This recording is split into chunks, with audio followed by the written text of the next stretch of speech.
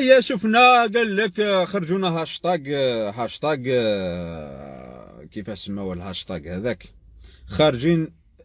ما راناش خايفين ولا خارج مش خايف.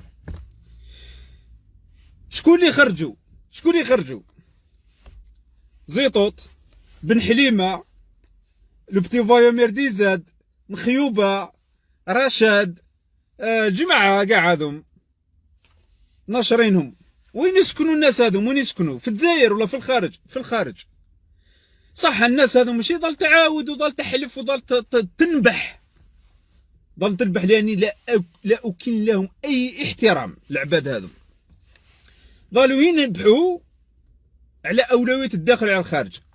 شخصيا درت عده فيديوهات ولايفات على ما معنى اولويه الداخل عن الخارج، وقلت باللي دركا في الوقت الحالي راه يضر. شكون اللي يخرج ينبح؟ هذوم العباد هذوم، هذا لو بتي فايو. روحوا للمنشورة تاعو يهضر على اولويه الداخل عن الخارج. كيفاش انت راك تهضر على اولويه الداخل عن الخارج وتجيو اليوم تعفسوا القاعده تاعكم هذه وتطبعوا الشعب تاع الداخل؟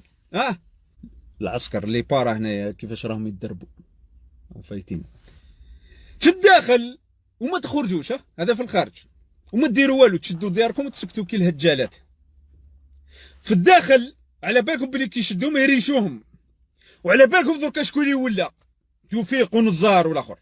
شوفوا خوتي، نقولها ونعاودها خاصه في الداخل، راني نحذر ونعاود. النظام تاع درك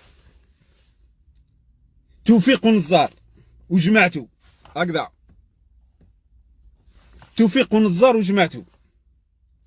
النظام تاع درك كيما استغل حكايه التسعينات، كيما استغل ايديولوجيه تاع الفيس في التسعينات وذبح الشعب. ماشي غير النظام، في زوج نفس الشيء يزيد يعاودوها نورمال. يستغل الايديولوجيه ويستغل حركه رشاد بالعماله تاعهم، يروح يستغلها باش يقمع من بعد الشعب. الحراك راه موراه رشاد، الشعب مادام خرج موراه رشاد. وراكم شفتوا